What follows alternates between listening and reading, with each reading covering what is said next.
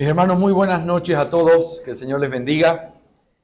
Es un gozo inmenso poder estar de regreso y quiero que sepan que es la primera vez que estoy en el local donde se reúne la misión. Tuve el privilegio de estar en septiembre en el retiro que hicimos y también disfrutando la compañía de algunos de los pastores y hermanos. Y estuvimos también el día de ayer tomando el día para poder pensar en uno de los principios de nuestra fe, que es el principio regulador de la adoración. Así que lo que tengo como tarea esta noche es poder continuar con esta exposición de esta doctrina que estamos tratando de entender, y vuelvo a repetir el propósito. Hermanos, cuando alguien está en el camino de poder establecer la membresía en una iglesia o cuando quiere ser parte de una iglesia, una de las características es que debe querer ser parte de esa iglesia de manera voluntaria. ¿Y qué implica eso? Conocer cuál es la doctrina que esa iglesia tiene para poder ser parte de ella de una manera en la que uno, consciente de eso, con una mente completamente llena de esa verdad, acepta ser parte y se somete a esa doctrina. Y por eso estamos en el camino del establecimiento de esta misión como una iglesia bautista reformada, y por eso necesitamos volver a pensar en cuáles son los principios de nuestra fe. Debido a que una buena parte de ustedes nos acompañan recién a partir de hoy, quiero adelantarles que ayer tuvimos 3 lecciones sobre este tema y quiero solo resumir algo de lo que vimos, porque vamos a tocar también sobre todo la parte pactual. Vamos a tener que volver a referirle el día de hoy. Pero nosotros hablamos ayer de la gran importancia que tiene la adoración. Fuimos creados para adorar y el Señor establece que todo, absolutamente todo lo que fue creado, fue hecho y tiene el propósito de traer la gloria a Dios. Por lo tanto, la vida y el propósito de la existencia misma es adoración. Y esa adoración tiene que ser contemplada como algo tan importante, pero al mismo tiempo algo que tiene que ser visto a la luz de cómo Dios quiere ser adorado. Y a eso nos referimos con el principio regulador de la adoración. Si vamos a adorar a Dios, que es la meta de nuestra vida, una de las cosas importantes que hemos tratado el día de ayer es que la manera agradable de adorar a Dios es la manera en la que Él mismo lo determinó. Y eso es lo que se conoce históricamente como el principio regulador de la adoración.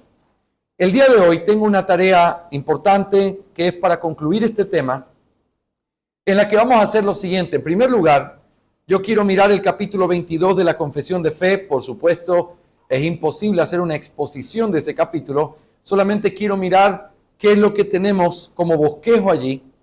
En segundo lugar, me voy a meter en uno de los párrafos que está en ese capítulo 22 para poder profundizar con respecto a los elementos de la adoración. Pero antes de hacerlo, vamos a tener que volver a recordar nuestro esquema de la teología del pacto, porque vamos a preguntarnos cómo debe ser Dios adorado en el nuevo pacto. Y en tercer lugar, vamos a poder aplicar algunas cosas de manera muy sencilla, haciendo la distinción histórica entre los elementos y las circunstancias de la adoración. Y eso tiene una conclusión práctica bien importante, en donde vamos a tener que determinar, hay cosas que nosotros tenemos que aprender a tolerar de otros cristianos que no están haciendo algo indebido al entender las circunstancias de una manera diferente. Y cuando uno entiende eso, entonces el principio regulador deja de convertirse en un asunto legalista de esto tiene que ser así, y si no lo haces como yo lo hago, entonces tú estás mal, y se convierte en algo donde comenzamos a discutir basados en principios y no simplemente en formas. Antes de poder orar y empezar esta clase, yo quiero decirles algo. Una de las cosas que se dice de nosotros cuando hablamos del principio regulador de la adoración es que nosotros nos caracterizamos por ser gente legalista, que tenemos ciertas cosas, ciertos principios, que en nuestras iglesias no se debe hacer esto o aquello, y simplemente somos catalogados como gente insensible que es puesta en un lugar extremo con respecto a estos temas. Hermanos, la última clase que tuvimos el día de ayer fue hablar de la adoración en sí misma y hablar del corazón de la adoración. Las formas son importantes para el Señor, por supuesto que sí, porque Él es un Dios celoso. Pero de nada serviría tener la forma correcta y un corazón que no está haciendo lo que es correcto. Por eso yo quiero animarte y exhortarte a lo siguiente. No menosprecies el principio regulador por preferir el corazón y el espíritu de la adoración, porque Dios no te ordena tener que escoger entre el principio regulador y ser un verdadero adorador. Lo que Dios nos ordena y lo que quiero tratar de exponer en esta noche es que tenemos que ser verdaderos adoradores adorando por medio del principio regulador de la adoración. No es una contradicción, es algo que sirve para poder vivir como el Señor quiere. Así que yo quiero animarte a que consideres estas palabras y me acompañes en esta noche a poder tomarnos el tiempo de estudiar. Yo estoy muy relajado, bien descansado y con mucho café, así que espero lo mismo de ti y voy a hablar con mucha libertad, así que no pienso enseñar más de 1 hora. Si pienso hacerlo te aviso, pero después de esto quisiera que sientas toda la libertad de que podamos tener un precioso tiempo de preguntas y respuestas, donde te aseguro, no tengo todas las respuestas, pero podemos tratar de buscar los principios bíblicos para responder aquellas cosas que quizá es necesario preguntar esta noche para tener una mayor cercanía y entendimiento de lo que este principio es. Así que quiero invitarles a todos a inclinar su cabeza, cerrar sus ojos. Vamos a orar. Amado Señor, gracias por el privilegio de estar juntos.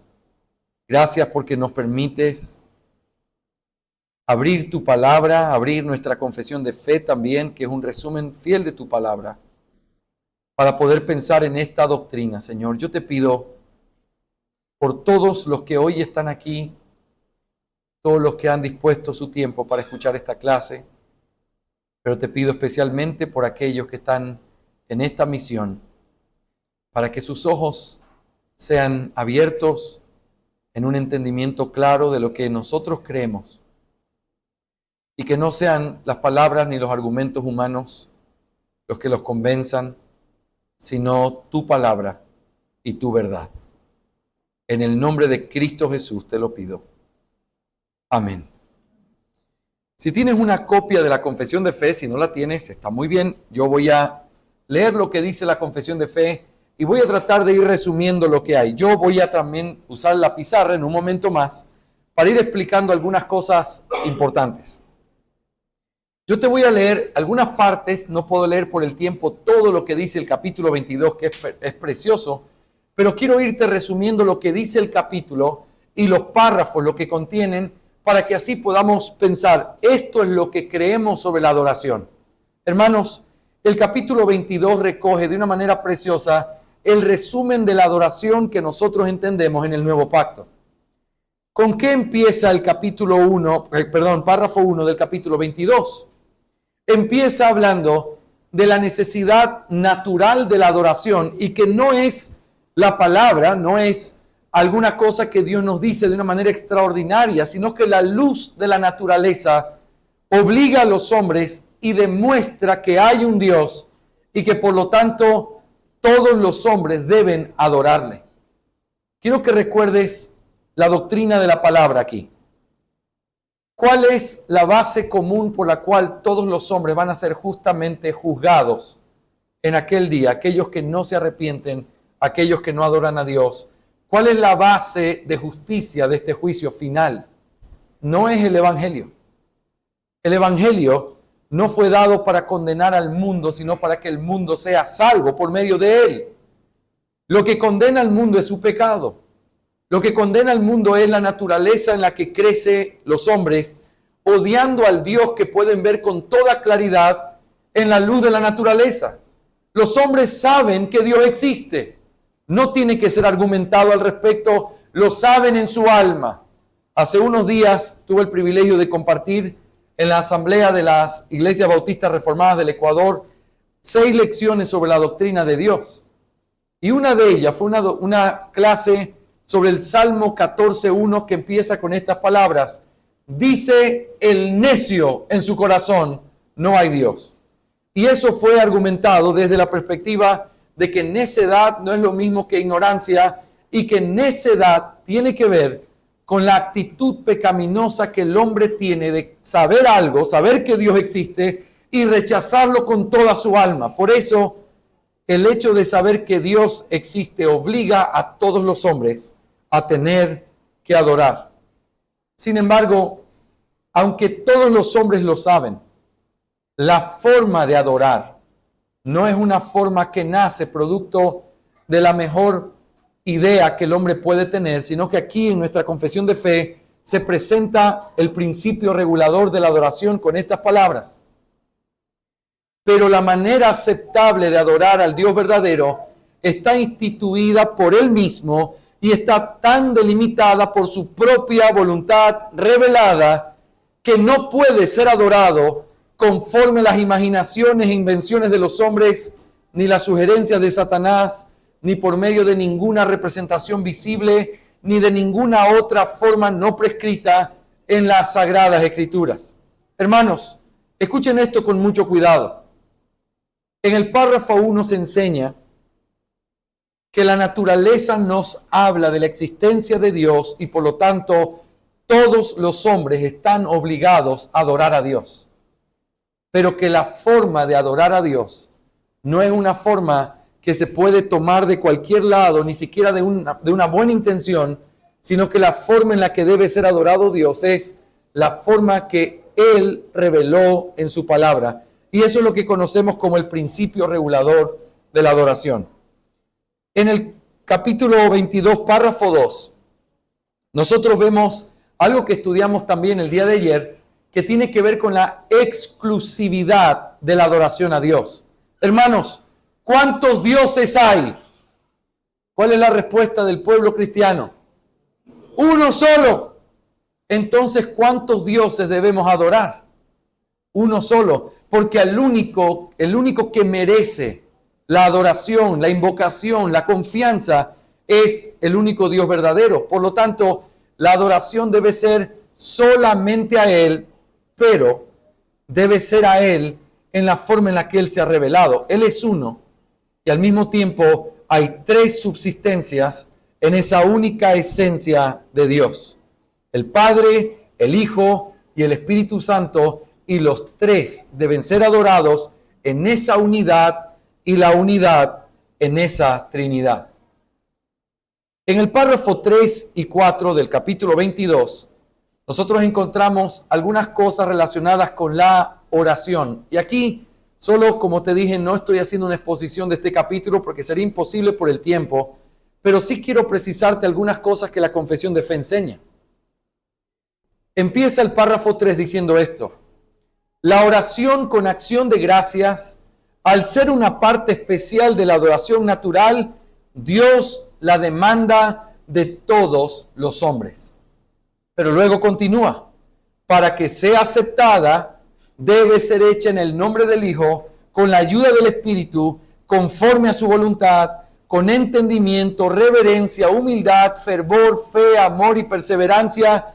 Y cuando se ora con otros, debe hacerse en una lengua conocida. Mira los detalles que se nos da de la oración en este párrafo. En primer lugar, la oración es un asunto que fluye de la revelación natural. ¿Te acuerdas la historia de Jonás? ¿Te acuerdas huyendo en ese barco? Y te acuerdas, para vergüenza nuestra y del Evangelio, el hecho de que cuando el barco comenzó a moverse como si se fuera a romper, dice que mientras este hombre, que era un profeta, estaba durmiendo, todos los que estaban allí presentes, ¿te acuerdas lo que hicieron? Comenzaron a invocar a sus dioses pidiendo liberación. ¿Por qué te estoy mencionando esto? Porque quiero que pienses en lo natural que es el hecho de orar.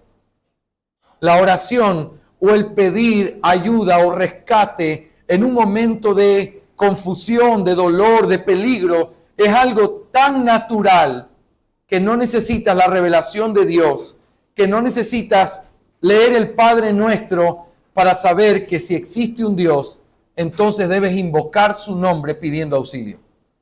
Es natural. Ahora, aquí viene un punto importante. Al ser natural, Dios la demanda de todos los hombres. Ayer yo les decía, mi hijo Jorge Esteban, que tiene 13 años, no es cristiano, debe orar. Alguien dice, pastor, estoy puesto en aprieto ahí, porque por un lado, no sé si debe orar, porque no sé si Dios escucha esa oración, porque para que sea escuchado tiene que ser en el nombre de Jesús, en los méritos de Jesús, unos méritos que él rechaza al no ser cristiano. Pero debe orar. Y la respuesta que tenemos que dar es esta: claro que sí. Aunque Dios no escuche su oración por causa de no estar en Cristo Jesús, si no ora, es peor para él, porque la adoración y la oración es algo que Dios demanda de todos los hombres. Por lo tanto, todos deben orar. Una cosa muy diferente es preguntar si Dios escucha todas las oraciones. Pero si no oras, la cosa y el juicio se pone peor en tu contra. Por eso debemos enseñarle a nuestros hijos a orar, y mientras les enseñamos a orar, deberíamos llevarles a decir, si tú hablas con Él y le estás pidiendo, ¿por qué no crees en Él? ¿Por qué no te aferras a Él? ¿Por qué no te arrepientes de tus pecados y corres buscando auxilio? Tú tienes que orar y ese es el deber que Dios te ha dado, pero si tú no confías en Él, es como si estuvieras orando de una manera que no es verdadera. Dios lo demanda de ti, lo tienes que hacer. Pero por el otro lado, se pide que la oración sea hecha a través de la fórmula trinitaria, pero también tiene que ser hecho conforme a la voluntad de Dios. Tiene que ser hecho con entendimiento, con reverencia, con humildad, con fervor, con fe, con amor y perseverancia. Y cuando oras con otros, cuando oras conmigo, no ores en guaraní. Porque por más que me encanta cómo suena el guaraní, no te entiendo. Y si no te entiendo, yo no estoy orando mientras tú oras. Si oramos juntos, tenemos que orar en un idioma que todos podamos entenderlo. Este párrafo fue escrito en contra de lo que el catolicismo romano hacía, cuando el sacerdote católico todavía lo suele hacer en algunos lugares, se pone de espaldas al pueblo, mira a Dios y comienza a orar en latín. Nadie entiende el idioma, la gente que está allí no puede orar con él, y entonces cuando oras con otros, el mandato es, hazlo en un idioma que todos puedan entender. En el párrafo 4 se nos pide también algo muy importante sobre la oración, y yo quiero explicarte aquí otro tema que es clave. Dice que se debe orar por cosas lícitas. Yo quiero que pienses conmigo. ¿Has visto alguna vez la tendencia que tiene un ladrón de que cuando sale de su casa le pide a Dios que bendiga el trabajo que va a hacer? Y tú dices, espera, eso no tiene sentido. Créanme, debe haber ladrones muy religiosos que se persignan antes de salir de su casa y dicen, Diosito, ayúdame en la tarea de hoy. Y tú dices, ¿qué es lo que está mal en esa petición? Que no está pidiendo por cosas lícitas, porque lo lícito es lo que es conforme a la voluntad de Dios. Cuando tú oras que Dios haga cosas que son contrarias a su voluntad, no estás pidiendo por aquello que Dios ha dicho que tenemos que pedir. Y esto se aplica a muchas cosas. Se aplica no solamente a algo tan absurdo como la oración de un ladrón, se aplica cuando pides que el Señor te bendiga, pero estás pidiendo eso por encima de los medios de gracia, por encima de congregarte, por encima de la salud de tu propia vida espiritual, estás pidiendo por algo ilícito. Aunque ores y aunque aparentemente Dios te abra puertas, hay mucha gente que habla así, pastor, es que esto tiene que ser de Dios, porque yo no forcé nada, Dios abrió todas las puertas, yo solamente te voy a decir algo que es obvio. Dios no va a abrir puertas en algo contrario a lo que Él claramente ha dicho que es su voluntad. Y cuando hay puertas que se abren en algo que es contrario a la voluntad de Dios, tienes que saber algo. Hay puertas abiertas que quizás tú no tocaste y que tú no abriste, pero que Dios tampoco lo hizo. Porque cuando pedimos por cosas lícitas. También pedimos por toda clase de hombres. Y me gusta eso porque aquí está refiriendo al texto de 1 Timoteo capítulo 2. Toda clase de hombres, los que están en eminencia, los ricos de este mundo, los pobres, los hermanos de la iglesia, por todo tipo de hombres, pero no se puede pedir por aquellos que han muerto. Otra vez, ¿contra quién crees que se escribe este párrafo? Contra el catolicismo romano. No se debe orar por los muertos.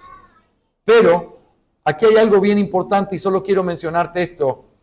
Dice al final de este párrafo 4, ni por aquellos de quienes se puede saber que han cometido el pecado que lleva a la muerte. Hermanos, aquí nuestra confesión de fe está simplemente haciendo uso del lenguaje bíblico, porque esto es lo que dice el apóstol Juan en 1 de Juan 5:16, que no se debe pedir por alguien que se sepa que ha cometido el pecado de muerte. Ahora, uno debe preguntarse a qué se refiere esto.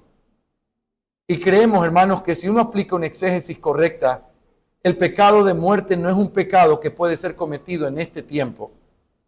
El pecado de muerte no es ningún pecado que alguien pudiera cometer hoy. Es un pecado que gente cometió y que es de muerte porque el Señor juró que ese pecado no tendría perdón ni en este siglo ni en el venidero. Y si el Señor dice que ese pecado no iba a ser perdonado ni en este siglo ni en el venidero, entonces pedir que Dios lo perdone sería pedir algo contrario a lo que Él ha dicho que va a hacer. Por lo tanto, no sería lícito. Pero la pregunta es, ¿alguien que hoy blasfema al Espíritu Santo como un brujo, como un apostador, como un fornicario o como un mentiroso en la vida, es alguien por quien no debemos pedir que se arrepienta y crea? Hermanos, no existe un solo hombre sobre la tierra por el que no podamos clamar misericordia de Dios para que se arrepienta y crea. Hoy ningún hombre puede cometer este pecado porque este pecado tiene que ver con características que son irrepetibles en la historia. La Biblia enseña que los pecados se agravan debido a ciertas circunstancias. Cuando el pecado es cometido por cierta persona a diferencia de otra, si esa persona ocupa un cargo mayor, su pecado es peor. Si alguien conoce más que otro y peca, su pecado es peor que el que conoce menos. Si alguien ejerce autoridad, su pecado es peor que aquel que tiene menos autoridad. Aquellos que pecaron contra la luz que Cristo les reveló, cuando Él haciendo milagros mostró que venía de parte del Señor. Y ellos se endurecieron, de hecho, en algunas ocasiones lo hicieron, y también cuando dijeron que Él sacaba demonios en el poder de Belcebú. ¿Te acuerdas de esa historia? Cuando ellos hicieron eso, es cuando el Señor pronuncia las palabras del pecado imperdonable.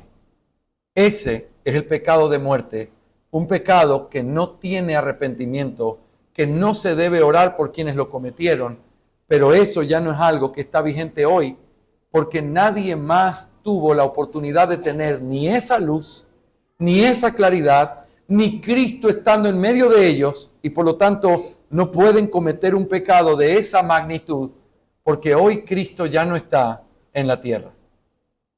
Hermanos, creemos que eso es lo que dice también de aquellos que no pueden encontrar el perdón de sus pecados, ni pueden arrepentirse en Hebreos 6 y Hebreos 10. Es muy probable que se refiera al mismo grupo de personas. Hombres que estaban vivos en esos días, que cometieron un pecado que no iba a ser perdonado porque el Señor lo declaró, pero que no es aplicable el día de hoy, porque aún el peor de los brujos que viva en Paraguay, si se arrepiente de sus pecados y viene a Jesucristo con fe, la Biblia promete que Él recibe vida eterna. Amén.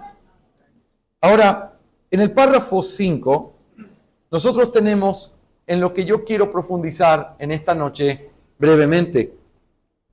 Y es lo que se conoce como los elementos de la adoración. En el párrafo 5 dice esto, y luego voy a dejar aquí esta breve revisión de lo que estamos mirando para poder meternos en esto en particular. En el párrafo 5 dice, la lectura de las Escrituras, la predicación y oír la palabra de Dios, la enseñanza y amonestación de unos a otros con salmos, himnos y cánticos espirituales. cantar con acción de gracias en nuestro corazón al Señor, así como la administración del bautismo y la cena del Señor, son todos partes de la adoración religiosa a Dios que deben realizarse en obediencia a Él, con entendimiento, fe, reverencia y temor piadoso. Allí termina esa parte y luego añade esto como una especie de conexión. Además, la humillación solemne con ayunos y acciones de gracias en ocasiones especiales deben usarse de una manera santa y religiosa. Noten, hay una distinción entre los elementos de la adoración allí y estas cosas que son ocasionales, pero que son formas bíblicas, especiales, santas, religiosas, en las que podemos acercarnos al Señor. ¿Cuáles son? Ayunos y acciones de gracias. Déjenme explicar eso último antes de meternos en los elementos. El ayuno es algo que es parte del nuevo pacto, si bien no se ordena como parte de la adoración o algo que tiene que ser un elemento de la adoración, pero el ayuno lo encontramos en diferentes lugares del Nuevo Testamento. Cuando Pablo y Bernabé fueron escogidos por el Señor en la iglesia, en Hechos 13, en la iglesia de Antioquía, dice que después de orar y ayunar, impusieron sus manos sobre ellos y los enviaron al ministerio. Así que, por eso nuestra confesión de fe repite que cuando se llama a un pastor al ministerio, se tiene que orar y ayunar como una forma de mostrar esa devoción, ese deseo de quebrantamiento y de poder obedecer al Señor en lo que Él quiere que nosotros hagamos. Es una forma de acallar todo lo que nosotros hacemos para tratar de escuchar al Señor y ser guiados por Él de una manera espiritual. Hermanos, esto es algo que se hace en el Nuevo Testamento, si bien no es algo que debemos hacer cada domingo, es algo que es parte de esas cosas ocasionales con las que adoramos al Señor como iglesia. Antes de poder avanzar, déjenme contarles algo histórico allí. Cuando los bautistas particulares se reunieron en la asamblea de 1689, que por eso lleva ese número o ese año en nuestra confesión de fe, ellos se reunieron con el propósito de tratar un tema o dos que les preocupaba profundamente. El primero era el descuido que se había hecho de la adoración en las familias. El que no se esté celebrando cultos en la familia, que los padres no estuvieran ejerciendo la autoridad de un hombre de Dios guiando a su familia, es algo que les traía una inmensa preocupación. Al punto de que, si tú recuerdas la carta introductoria de nuestra confesión, dice que esa es la causa por la cual ellos creen que ha llegado toda la decadencia que estaban viviendo en esos días. Pero hay una segunda cosa que a ellos les preocupaba, y eso era el hecho de que no se estaba honrando ni obedeciendo el día del Señor. Qué interesante la importancia que tenía para ellos obedecer correctamente este principio. Y entonces, cuando se reúnen, algo de lo que ellos determinan es celebrar un ayuno entre todas las iglesias para quebrantar el corazón, humillarse delante de Dios, pedirle perdón y comenzar a hacer las cosas que no estaban haciendo bien. Así que tenemos un precedente en nuestra historia también, pero es algo a lo cual nosotros tenemos que volver. El año pasado, este año que está terminando, con nuestra asociación de iglesias en Ecuador, nos dedicamos a estudiar el ayuno entre los pastores y estamos trabajando. Mañana es miércoles, ¿verdad?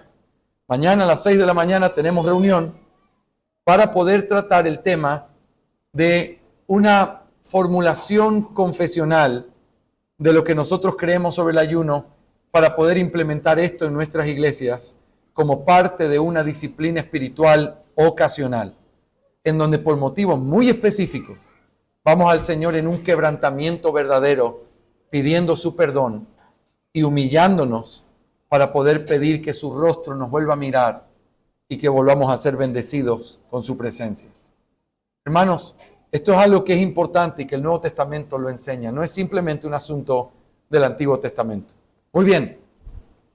Eso me lleva al tema de los elementos de la adoración. Cuando hablamos de los elementos de la adoración, hay que hacer una distinción de la cual después vamos a hablar bien, pero es la distinción histórica entre elementos y circunstancias. Elementos y circunstancias. Y para poder entender correctamente este tema, tenemos que remontarnos a la teología del pacto para poder hacer correctamente una conexión de qué es lo que Dios nos pide hoy. Así que en el tiempo que nos queda vamos a meternos en este tema y yo quiero volver a hacer el gráfico que hice ayer. Con el permiso de Mauro voy a usar esta pizarra. Si no entienden mi letra es porque escribo mucho griego y a veces se me confunde con el español, ¿ok? Es mentira, ya me he vuelto vago con la mano. Pero todos alcanzan a mirar, ¿sí?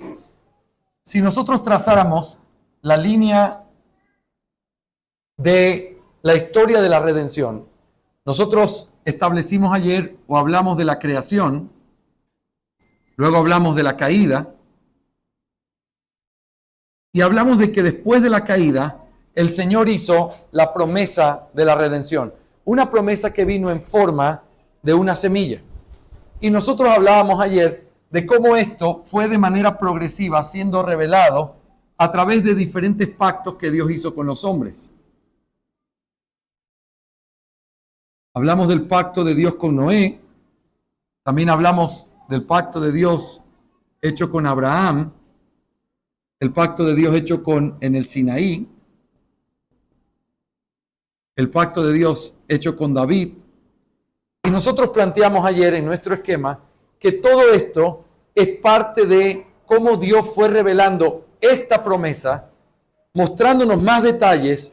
Quiero que sepas más sobre esta promesa, este detalle y este detalle y este detalle. En la promesa, como hablábamos ayer, al ser una semilla, hay muchas cosas que tú no puedes entender. Pero cuando tú ves el árbol ya grande, te das cuenta que en ese árbol hay muchas cosas que tú no sabías que estaban desde esa semilla, pero que al verlo crecido puedes entender de la semilla. Esta semilla solamente nos dice que vendría un descendiente, que habría una guerra perpetua entre las dos simientes y que al final del camino, esa simiente de la mujer le daría un golpe de muerte a la simiente de la serpiente, pero la simiente de la serpiente heriría en el calcañar al descendiente de la mujer. Ahora, eso se va explicando de manera progresiva en los pactos que Dios hace en el Antiguo Testamento, pero llega un momento en donde esto llega a su cumplimiento, y aquí voy a hacer una línea para poder recordar lo que les dije. Esta línea trato de hacerla intencionalmente más grande para poder recordar que entre esto y esto no hay simplemente una revelación mayor de lo mismo. Hay la diferencia que hay entre la sombra y la sustancia. Muy bien, ustedes escuchen lo que digo y después se lo imaginan por fe que dice aquí, ¿ok? Sombra y sustancia. Esto es la promesa. Este es el cumplimiento. Así que aquí tenemos nosotros el nuevo pacto, que es el pacto de gracia. Mis hermanos, ¿cuál es la importancia de entender esto? Que si nosotros estamos hablando de la adoración, nosotros tenemos que ser consistentes con nuestro entendimiento pactual para poder hablar de qué es lo que Dios demanda de nosotros en el nuevo pacto. Entonces, si nosotros hablamos de la adoración y decimos que es Dios aquel que es el único que tiene el derecho de decirnos cómo debemos adorar, entonces la forma en que Dios lo hizo aquí tiene que aplicar para lo que Dios está revelando, pero lo que Dios dijo aquí tiene que ser entendido a la luz de lo que dice el nuevo pacto. Por lo tanto, los elementos que Dios usa en la sombra no necesariamente son los mismos elementos que Dios usa en la sustancia. Las cosas y esto que el Señor pone en forma de cosas físicas, tangibles, que luego van a tener una forma mucho más importante en una perspectiva espiritual, tienen que ser interpretadas de esa manera. Entonces, ¿cuáles son los elementos de la adoración en el Nuevo Testamento? Tienen que ser determinados por esto y no por nada que nosotros encontremos detrás de eso. Y aunque ciertamente esto nos va a dar mucha luz sobre lo que esto significaba, No es esto lo que determina cómo se debe adorar aquí. ¿Estamos claros hasta aquí? Esa es la importancia de entender la teología del pacto en el principio regulador de la adoración. ¿Qué es lo que el Nuevo Testamento enseña que la iglesia debe hacer cuando se reúne a adorar a Dios? Esa es la pregunta importante cuando hablamos de los elementos. ¿Qué es lo que enseña? Según nuestra confesión de fe, está haciendo referencia a algunas cosas como la lectura de las Escrituras, la predicación y oír la palabra, la enseñanza y amonestación unos a otros con salmos, himnos y cánticos espirituales, cantar con acción de gracias al Señor y la administración del bautismo y la cena como las ordenanzas. Por lo tanto, nosotros podríamos resumir que hay diferentes elementos que tenemos que probarlos con el Nuevo Testamento para realmente determinar que esos elementos son lo que nosotros tenemos que hacer hoy en el culto de adoración. Mati ayer hizo una pregunta muy importante. ¿Cómo sabemos que la forma en la que estamos adorando es la manera correcta? La respuesta es, veamos si eso es lo que el Nuevo Testamento enseña que nosotros tenemos que hacer. Y lo que el Nuevo Testamento no enseña, no importa si está aquí, no debe ser aplicado allá, porque eso es lo que rige el nuevo pacto. ¿Sí? Así que consideremos esos elementos mirando nuestras Biblias y tratando de mirar cómo esto es lo que Dios demanda de nosotros cuando nos reunimos en adoración. El primer elemento es el canto congregacional. Si estás tomando nota, escribe esto. El canto congregacional. Cantando, es como la Biblia lo expresa muchas veces. Hay dos textos que quiero mostrarte y que vamos a mirarlos muy brevemente. Efesios 5, versículos 18 y 19 y Colosenses capítulo 3, versículo 16. Efesios 5, 18 y 19 y Colosenses 3, 16. Mira lo que dice Efesios 5. No os embriaguéis con vino, en lo cual hay disolución, sino sed llenos del Espíritu, hablando entre vosotros con salmos, himnos y cánticos espirituales, cantando y alabando con vuestro corazón al Señor. Cantando y alabando. Mira lo que dice Colosenses 3:16, un texto paralelo. Que la palabra de Cristo habite en abundancia en vosotros, con toda sabiduría, enseñándoos y amonestándoos unos a otros, y ahora escucha, con salmos, himnos y cánticos espirituales, cantando a Dios con acción de gracias en vuestros corazones. Hermanos, es muy importante que nosotros miremos que el texto nos explica que el mandato que el apóstol Pablo le da a estas iglesias del nuevo pacto es cantando. Cantar es el elemento que el Señor pone como parte de la adoración en el nuevo pacto. En ninguna parte del Nuevo Testamento se habla de instrumentos o de estilos musicales, porque esas cosas son cosas que tienen que ser acorde con el elemento. Pero el elemento sí dice cantando. Ahora, quiero que me permitas hacer aquí una apreciación muy rápida.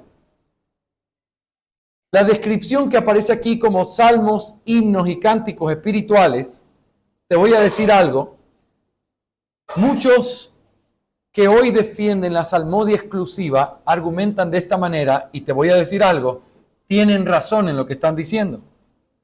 Que esta descripción, salmos, himnos y cánticos espirituales, es la distinción que se daba en el Antiguo Testamento de los salmos.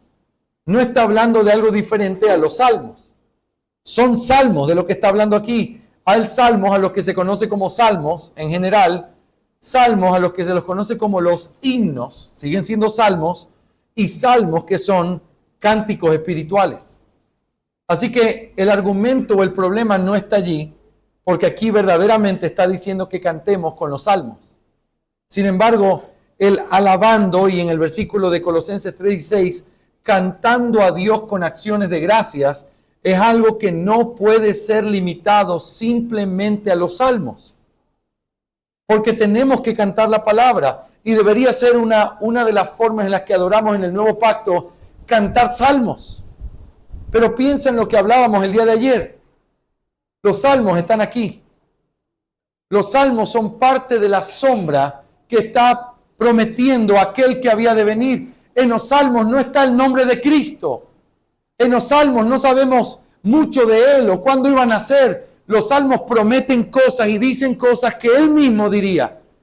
Pero si tú te quedas con la sombra sin mirar la sustancia, no puede ser una adoración consecuente del nuevo pacto. Hermanos, si solo cantáramos salmos, estaríamos condenados a nunca cantar el nombre del Señor Jesús. ¿Te imaginas lo que eso significaría? Es como si estuviéramos obligados a vivir como si no supiéramos de quién habla ese salmo.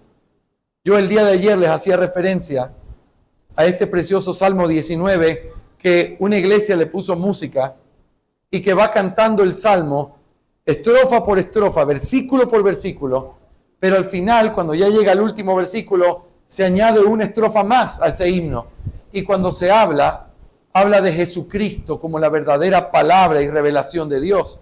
Y uno dice, comienzo a sentir que si no dijera eso al final de ese salmo, lo estaría cantando de manera incompleta. Él es la palabra. Él es la revelación perfecta del Dios invisible. Porque los cielos cuentan la gloria de Dios y su palabra es capaz de transformar y mostrar quién es Él. Pero la revelación más perfecta que Dios tiene es nuestro Señor Jesucristo. Y no cantar eso es quedarte en la sombra y no mirar la sustancia. Hermanos, cantar himnos hechos por hombres no tiene un problema cuando lo que dice aquí, cantando y alabando al Señor con vuestros corazones, implica la adoración de un corazón que está completamente lleno del Señor, agradecido con el Señor, que lo que puede hacer es simplemente alabarlo con sus labios. Y lo alaba de una manera que es espontáneo lo que dice, producto de lo que el Señor ha hecho. Si nosotros no pudiéramos vivir así, la adoración no sería de labios no fingidos, o no podría ser espiritual, como habla Juan capítulo 4, porque eso es parte de la sinceridad. Hermanos, cantar al Señor en el culto es parte de lo que Dios ha determinado en el nuevo pacto. Pero a diferencia del antiguo pacto, en el nuevo pacto no se habla de instrumentos.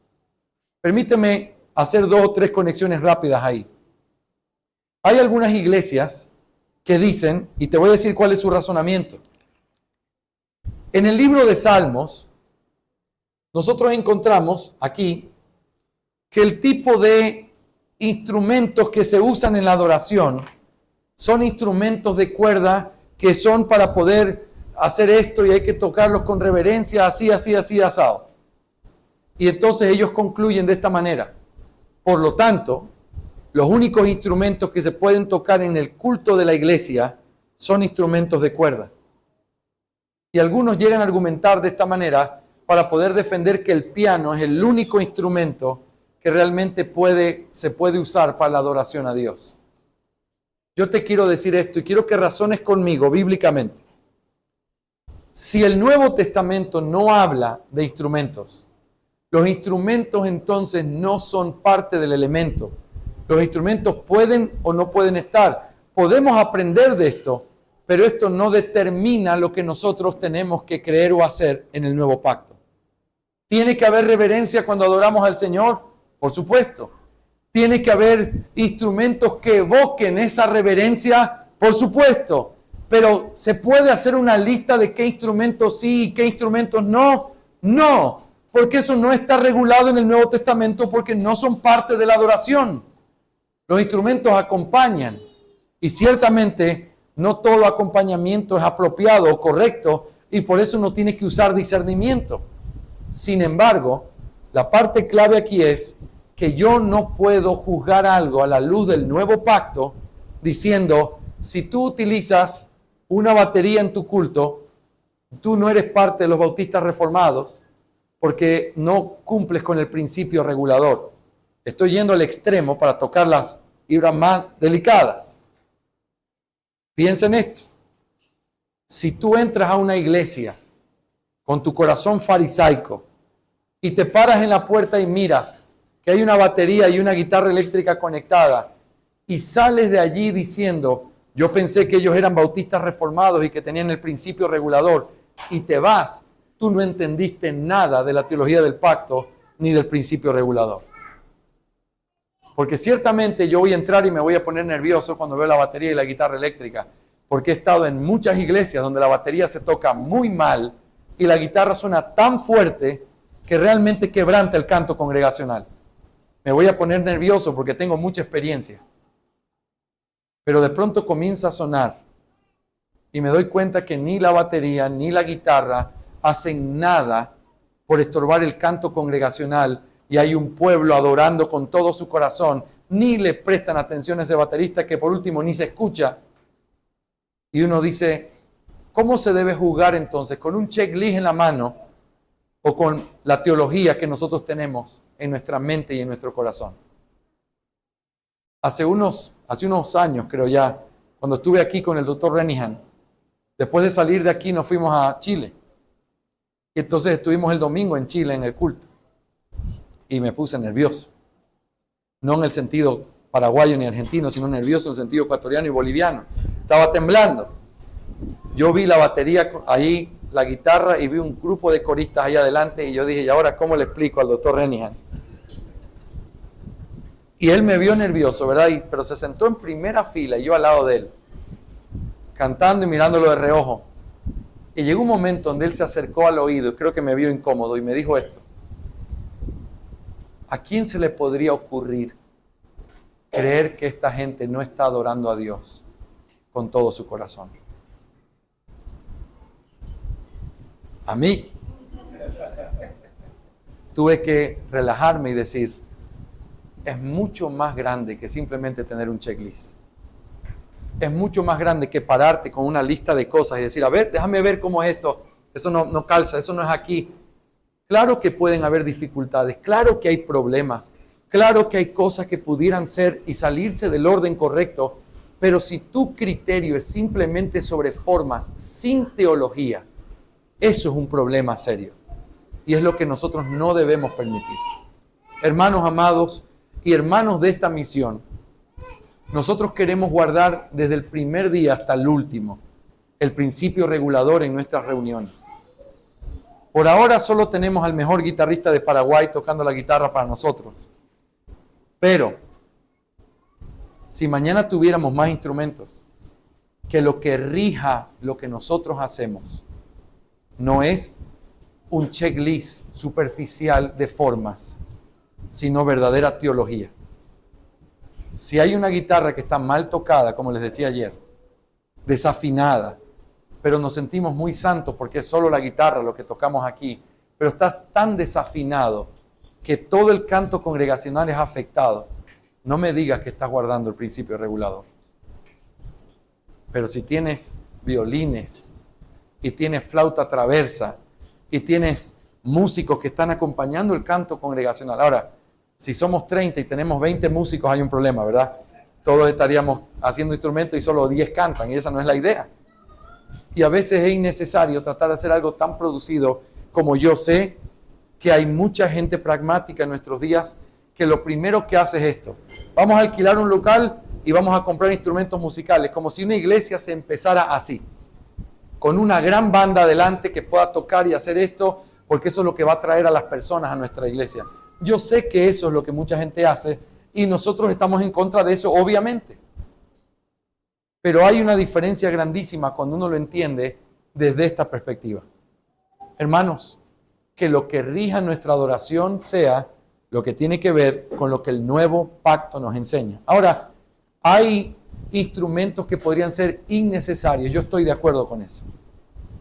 Y hay cosas que podrían ser innecesarias y distractores, yo estoy de acuerdo. No los uses si son distractores. No lo hagas, porque no es el propósito. El propósito no es embellecer algo externamente, es cumplir con el principio, y el principio es el canto congregacional. Hermanos, ¿me están siguiendo hasta aquí o no? Muy bien, no les pregunté si están de acuerdo, sino si me están siguiendo. Así había un predicador que decía, no sé si están de acuerdo, pero síganme. En segundo lugar, también las oraciones es parte de los elementos de la adoración del nuevo pacto. Rápidamente, hay dos textos que nosotros pudiéramos pensar. Es un solo pasaje en realidad. 1 Timoteo capítulo 2, versículos 1 y 2 dicen: exhorto pues ante todo que se hagan rogativas, oraciones, peticiones y acciones de gracias por todos los hombres, por los reyes y por todos los que están en autoridad, para que podamos vivir una vida tranquila y sosegada con toda piedad y dignidad. Y luego el versículo 8 dice: por consiguiente, quiero que en todo lugar los hombres oren levantando manos santas, sin ira ni contiendas. ¿Qué es lo que el Señor nos manda cuando nosotros estamos reunidos en adoración? Y el contexto de 1 Timoteo 2 es el culto de la iglesia. Estamos reunidos. ¿Y qué es lo que se demanda? Que se hagan rogativas, oraciones por todo tipo de hombre, pero también por aquellos que están en eminencia. Cuando nos reunimos, nosotros deberíamos tener tiempos de oración congregacional en las que pedimos por todo tipo de hombres. Así que en un culto debería haber himnos de adoración al Señor y debería haber también un tiempo para poder orar y pedir de una manera congregacional. Pedir por nuestras autoridades, pedir por los enfermos, pedir por nuestros hermanos y por iglesias hermanas en otros lados, pedir por la iglesia perseguida, pedir por nuestra propia iglesia y un verdadero avivamiento en nuestra fe. Se debería pedir por todo tipo de hombres. En tercer lugar, también la lectura de las Escrituras. Esto no es simplemente una implicación obvia, esto tiene mandatos bíblicos. Por ejemplo, en 1 Timoteo capítulo 4, versículo 13 dice: entre tanto que llego, ocúpate en la lectura de las Escrituras, la exhortación y la enseñanza. Quiero que pienses conmigo. Alguien diría: pero eso es una carta que Pablo le escribe a Timoteo y le está diciendo: lee la Biblia. Eso podría ser algo de manera privada, personal. Es cierto, pero cuando usa la fórmula, la exhortación y la enseñanza, pone esa lectura de la Escritura en el contexto de algo que se hace frente a otros hermanos. Tú no te exhortas solito y no te enseñas solito, porque dice que se dedique a la exhortación, la enseñanza y la lectura. ¿Qué debe hacer el pueblo de Dios cuando se reúne? Tener todo que ver con la palabra de Dios. Leerla, ser exhortados por ella y ser enseñados por medio de ella es lo que se hace cuando el pueblo de Dios se reúne. Ahora, mira otro texto. 1 Tesalonicenses capítulo 5, versículo 27. 1 Tesalonicenses 5, 27 dice: os encargo solemnemente, escucha esto, por el Señor, que se lea esta carta a todos los hermanos. Qué interesante ese mandato, ¿sí o no? Esa carta pertenece a las cartas inspiradas por Dios. Y es como mandato del Señor que se reúnan y que se lea la carta a los hermanos. Imagínate, hoy, después de tantos siglos, seguimos haciendo eso mismo. Cuando reúnes al pueblo de Dios, ¿qué es lo que les lees? Las cartas, lo que Dios nos ha dado, y se lee a todos los hermanos. En cuarto lugar, la predicación. Segunda Timoteo capítulo 4, versículo 2 dice: predica la palabra, insta a tiempo y fuera de tiempo, redarguye, reprende, exhorta con mucha paciencia e instrucción. Ese escenario cambia cuando le dice que reprenda y exhorte con mucha paciencia e instrucción. Le está dando una orden a un pastor que lo haga cuando el pueblo está reunido y que lo haga con paciencia, instruyendo, redarguyendo y haciéndolo a tiempo y fuera de tiempo. El mismo texto que nosotros vimos hace un momento de la lectura, 1 Timoteo 4:13, Entre tanto que llego, ocúpate en la lectura de las Escrituras, la exhortación y la enseñanza. Es el mismo principio que aparece en 2 Timoteo capítulo 4, versículo 2 que acabo de leer. Esto es lo que hay que hacer. Reprende y exhorta y enseña. ¿Qué cosa? La palabra. La palabra. ¿Y dónde hace eso un pastor? ¿O cuál es el contexto en el que se hace eso como un pastor? En el culto público, cuando el pueblo de Dios está reunido. Así que la palabra tiene que ser leída, la palabra tiene que ser enseñada y se tiene que exhortar por medio de la palabra. Pero en quinto lugar, un quinto elemento son los sacramentos. ¿Cuáles son los sacramentos o las ordenanzas? El bautismo y la cena del Señor. El bautismo y la cena son dos cosas que deben ser parte también de los elementos del culto del nuevo pacto. Cuando hablamos de la cena del Señor, recordamos a los apóstoles en Hechos 2:42 y perseveraban en la doctrina de los apóstoles, en la comunión unos con otros y la expresión en el partimiento del pan. Pero también en Hechos 27 dice, el primer día de la semana, cuando los discípulos se reunían para partir el pan. Esa referencia, aunque no siempre partir el pan es una referencia a la cena, en estos dos versículos sí lo es. Y es una referencia a algo que se hace el primer día de la semana, en el versículo capítulo 27, estando reunidos, se reunían a partir el pan. Pero también el bautismo es parte de los elementos de la adoración. Y esto es algo muy importante que algunos han dicho, aunque es parte de la adoración, puede ser desarrollado fuera de la asamblea que la iglesia hace, debido a que puede ser algo de una manera individual. Yo creo, hermanos, que por eso es importante que la iglesia esté reunida, porque cuando alguien es bautizado bajo el reconocimiento de una iglesia, no como un asunto individual. Lo es desde un asunto colectivo y en donde los ejemplos como Hechos 8 y otros pasajes así, sobre todo Hechos 8, el bautismo de ese eunuco etíope, es un asunto de la iglesia extraordinaria, en donde hay muchas cosas extraordinarias. Hay un diácono evangelista que es teletransportado al desierto, que ya me muestra que eso no es algo de la iglesia ordinaria. Ya quisiera yo ser teletransportado. Pero piensen en otros pasajes como Hechos 10, que aunque es en una casa, están cristianos con Pedro, judíos, que tienen muchos problemas en su conciencia de que estén en la casa de un gentil predicando, pero antes de bautizarlos, Pedro los mira y pregunta, ¿hay algo que impida que estos hombres que han recibido el Espíritu sean bautizados? El hecho de que lo pregunte y el hecho de que después de preguntar ellos sean bautizados implica que aunque no es una asamblea de la iglesia ordinaria, porque estamos hablando todavía del libro de Hechos capítulo 10, tú tienes el patrón de tener a la iglesia presente dando el reconocimiento de que lo que a ellos les había pasado verdaderamente era la obra de Dios. Y por lo tanto se bautizan bajo el consentimiento de la iglesia en presencia de una representación de la iglesia en un caso particular como es Hechos 10.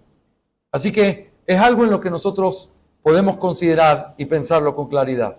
Ahora, quiero que mires entonces conmigo lo siguiente. El gran elemento de la adoración es la palabra de Dios.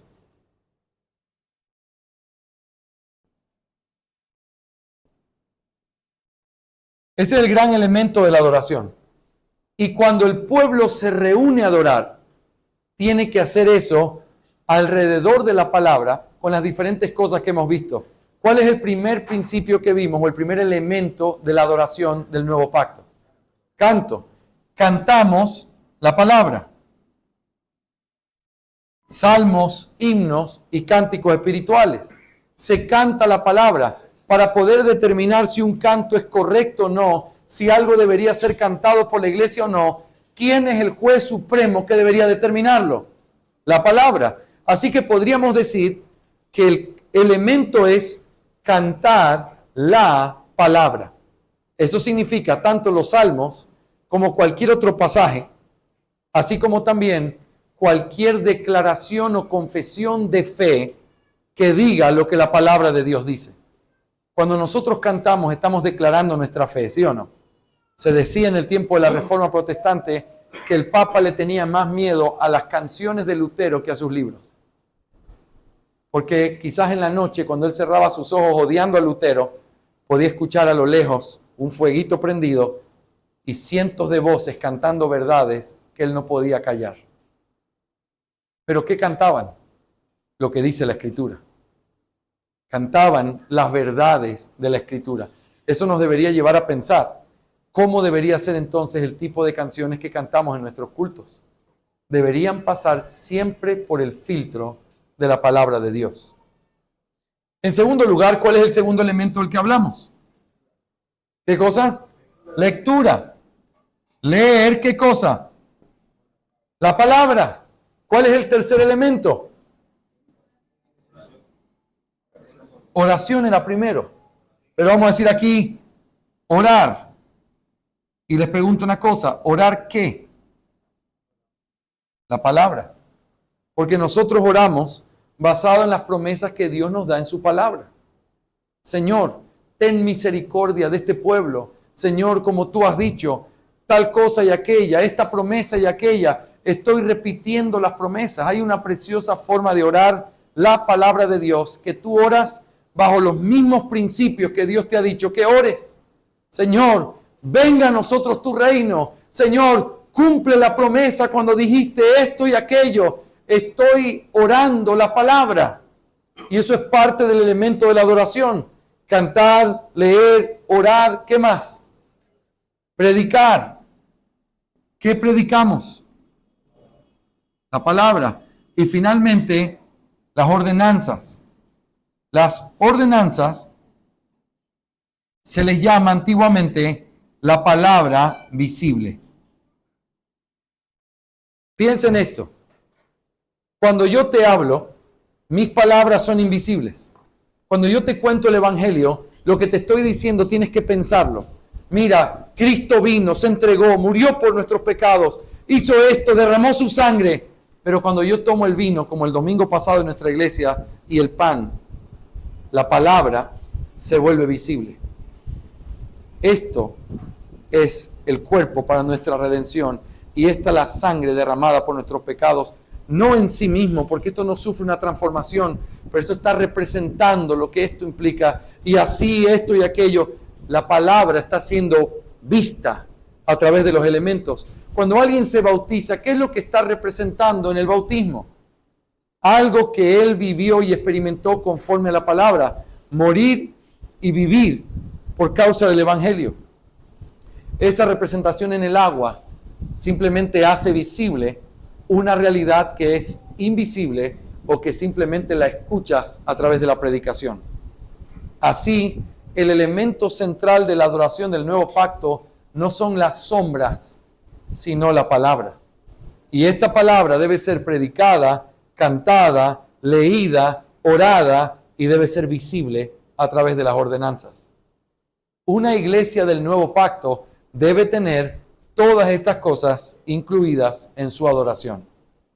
Déjame añadir algo antes de ir rápidamente a las circunstancias y terminar. Las ofrendas no aparecen en nuestra confesión de fe.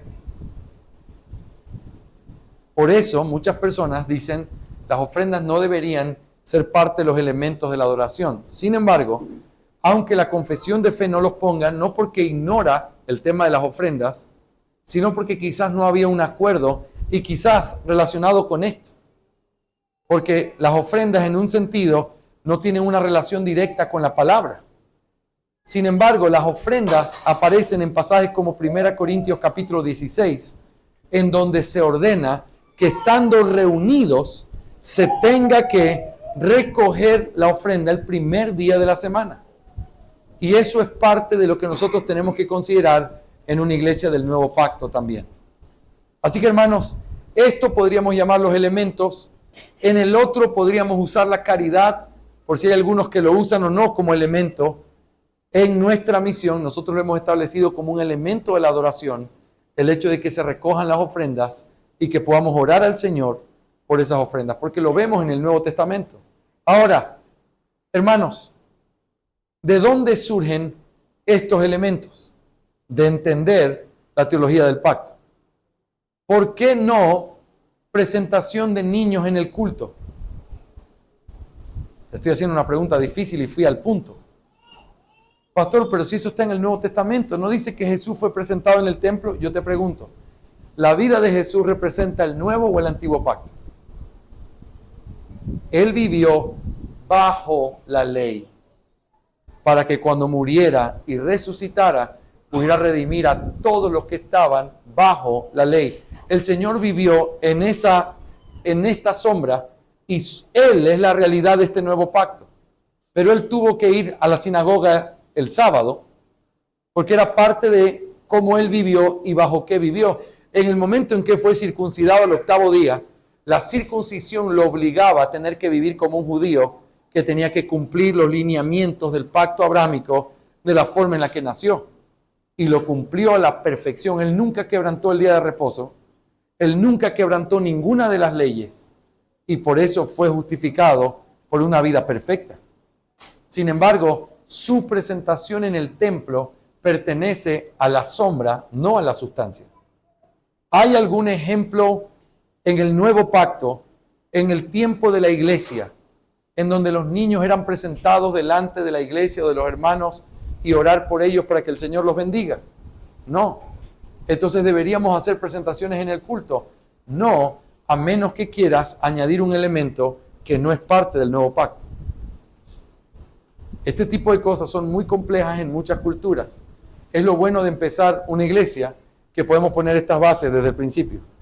Si tú quieres presentar a un niño, preséntalo en tu casa, invita a tus pastores, hagan una fiesta, si quieres escoge padrino también, pero no lo hagas en el culto como parte de la adoración. Te voy a poner otro ejemplo. Tengo un poco de experiencia con algunas cosas complicadas. Los matrimonios el domingo en medio del culto. Tú dirías, pastor, eso sí que yo nunca lo he visto. Yo lo he visto y es una de las cosas que luché con las iglesias indígenas del Ecuador. Pastor, es que toda la familia está reunida. Ya, pues vámonos casando de una vez ya que están todos aquí. Espérate. Si es el culto, se hace lo que el culto determina según lo que Dios ha mandado. El matrimonio no es parte de la esfera de autoridad de la iglesia.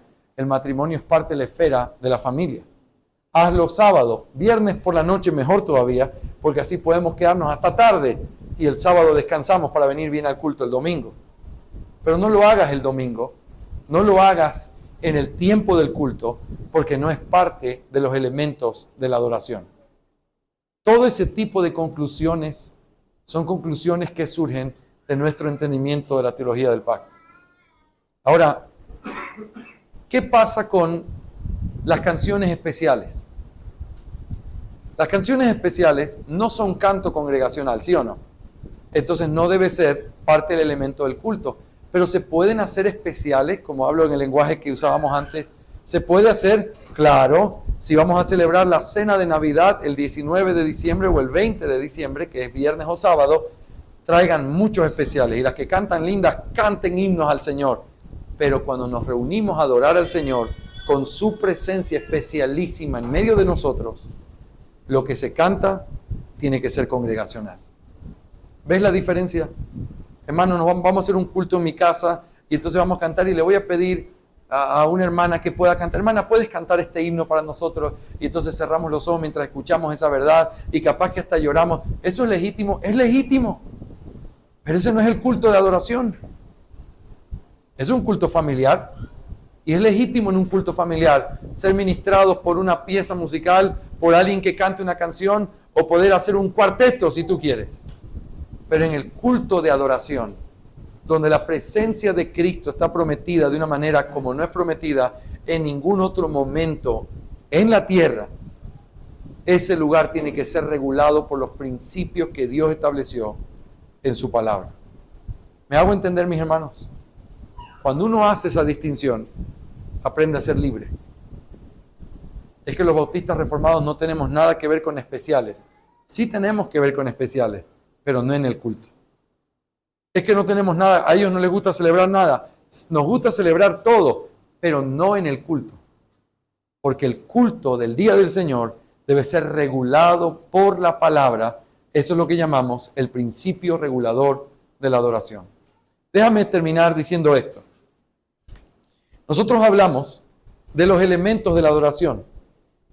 Y vamos a ponerlo así como un círculo, los elementos de la adoración. Pero alrededor de los elementos está lo que nosotros podríamos llamar las circunstancias de la adoración. Hermanos, los elementos nunca deben faltar en el sentido de eso es lo que Dios ha ordenado que hagamos cuando le adoramos.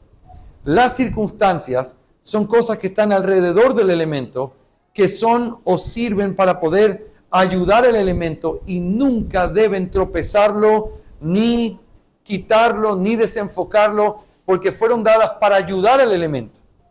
Entonces, estamos hablando hoy con el tema de la necesidad de tener que comprar quizás una tele grande para nuestra misión, para que las letras puedan estar allí, porque por ahora tenemos que compartirlos a los teléfonos, etcétera, etcétera. Ahora, ¿hay algo malo en poder cantar con el teléfono? No, pero si tu teléfono es como el mío, me caen muchas notificaciones cada tanto. Y yo puedo estar, mientras canto, me llegó el mensaje que estaba esperando y ya me perdiste. Porque yo comienzo a pensar, ¿y ahora qué le digo? Mi mamá me iba a escribir. Entonces, disculpen, tengo que salir. Y se terminó mi tiempo de estar adorando al Señor en la presencia de Cristo por causa de algo que puede estorbar. El problema es el teléfono, no. El problema es la circunstancia alrededor de hacerlo con el teléfono. ¿Está mal cantar con un PowerPoint? No. ¿Está mal tener las letras impresas en un himnario? No. ¿Algo es mejor que lo otro? No. Porque son solo circunstancias. Hay algunas circunstancias que son mejores que otras. Cantar con un himnario es una bendición, pero si vives en un lugar muy carenciado, es muy complicado que todos los que estén presentes tengan un himnario en su mano. Y por eso no es tan típico tener himnarios el día de hoy. Entonces tenemos PowerPoint, porque entonces todos miran adelante y no tienen que estar mirando su teléfono. Cantamos todos. Muy bien. Pero hermanos, nada de eso es más o menos espiritual. Simplemente hay algunas circunstancias que son más acordes y que permiten o ayudan más al elemento que otras. Y no deberíamos discutir ni pelearnos por las circunstancias. Conozco personas que creen que una verdadera iglesia bautista reformada debe tener himnario solamente. Y tú dices, ¿cuál es el argumento bíblico? No, es que el himnario, porque no tienen argumento bíblico, pero es que se ve mucho más espiritual. Y se ve mucho más acorde y sobrio el tener himnario. A mí me encantaría, ojalá fuera multimillonario para comprarle un himnario a todas las iglesias que conozco. Pero la verdad es que es un poco difícil conseguir himnarios. Por eso, una iglesia tiene menos espiritualidad que otra. ¿Eso hace que una sea mucho más cercana a una cultura y una tradición que otra? No, mis hermanos. Es lo que no se puede ver, es el corazón. Es la manera de mirar este elemento y hacerlo bien. El púlpito. ¿Te gusta nuestro púlpito o no? Espero que digas que sí. Estamos pensando pronto tener un púlpito, ¿verdad?, de madera. Los predicadores de esta iglesia son muy exigentes. Pero esto es diferente o es más espiritual o menos espiritual que un púlpito de madera, que un atril donde se ponen las letras de una canción. No, hay cosas que son más acordes y hay cosas que pueden ayudar mejor. Un púlpito te da la idea al que llega de que esto es una iglesia o es una misión. Le da la sobriedad que eso tiene, pero no lo hace más espiritual. Simplemente es un poco más acorde, ¿sí o no? Pero esa es la manera en la que tenemos que hacerlo. He visto discusiones entre iglesias, porque hay iglesias que decidieron hacer su púlpito de cerámica para que nadie los mueva del centro de la iglesia. ¿Verdad? ¿Tú conoces uno? Ya no piensa así ese varón santísimo de Dios, pero piensa en esto. ¿Eso lo hace más espiritual? No. De hecho, es más barato hacerlo así en Cuba que comprar madera. Por eso tuvieron que hacerlo de cerámica. No es porque se creen más espirituales, pero hay gente que puede dividirse por ese tipo de cosas, cuando deberíamos aprender a mirar con caridad cuando los elementos están delante de nosotros. La pregunta no es qué púlpito usan, la pregunta es, ¿se está predicando la palabra? ¿Se lo hace solemnemente? ¿Se lo hace llegando al corazón de los hermanos y poniendo en alto la verdad de Dios? Sí, entonces no te fijes si es una silla, si es... Eso es una circunstancia. Puedes aconsejarle, y es más, te voy a aconsejar algo. Si tienes el dinero para regalarle un púlpito a una misión que no tiene una, hazlo. En vez de decir, eso no es tan espiritual. ¿Me hago entender? Las circunstancias tienen que ser tratadas con caridad, porque la clave en nuestra adoración tiene que ver con los elementos. Las circunstancias solo pueden ser más acordes o menos acordes con el elemento, pero no necesariamente más o menos espirituales o más o menos reformadas. ¿Me hago entender? Finalmente, en el capítulo 1, párrafo 6 dice que todo lo que tenemos que saber con respecto a la gloria de Dios, la salvación del hombre, la fe y la vida, está expresamente dicho o necesariamente contenido en la palabra de Dios. Pero luego añade esto. Pero hay ciertas cosas tocantes al culto del Señor y el gobierno de la iglesia que deben ser determinados según la luz de la naturaleza y una conciencia santificada y ser siempre acorde con los principios generales de la palabra de Dios. El horario de reunión, ¿es un elemento o es una circunstancia? Circunstancia, el elemento es que se reúnan a hacer lo que Dios les mandó. La hora determina que alguien es más espiritual que otros. Si el culto es a las 8 de la mañana o a las 9, o si alguien se reúne a las 11 de la mañana, eso no hace que sea más o menos espiritual. Ahora, en el día del Señor espero que aprovechen el día. Y eso es una buena idea. Pero eso es por los principios generales, no por un asunto dogmático. ¿Se debería hacer un culto o dos cultos? No está determinado. Creemos que es muy sabio tener dos cultos, porque entonces en la mañana empezamos el día del Señor así y ayudamos a los hermanos a terminar juntos el día del Señor en adoración. Hay lugares donde no se puede, yo estoy de acuerdo, hay lugares donde no se puede. En Cuba no puedes hacer eso, porque el transporte puede ser muy complicado, que nadie podría volver a esa hora. Entonces hay que ser sensibles a esa realidad. El horario tiene que ser basado en la luz de la naturaleza. Si hay lugares como este que en el tiempo de invierno se pone muy frío, entonces quizás convocar al pueblo de Dios a las 7 de la mañana para poder adorar sabiendo que tienen niños pequeños de brazos, quizás no es la manera más sabia. No te hace menos espiritual, pero quizás menos sabio. Y los hombres deberíamos usar esa sabiduría y la luz de la naturaleza para poder guiar al pueblo de Dios en estas cosas que no son dogmáticas, ni son principios establecidos por la Escritura, pero que podemos establecerlos a la luz de los principios generales de la Escritura. Así que lo que se necesita es esa sensibilidad de poder adorar al Señor de una manera correcta, basado en lo que dice, y al mismo tiempo considerando que lo que no se dice se lo puede suplir a través de los principios generales de la palabra de Dios. Hermanos, hasta aquí nuestra lección sobre el principio regulador de la adoración. Espero que haya sido útil pensar en estas cosas. Hemos terminado este tema con la misión, pero quiero preguntar si hay dudas, preguntas, comentarios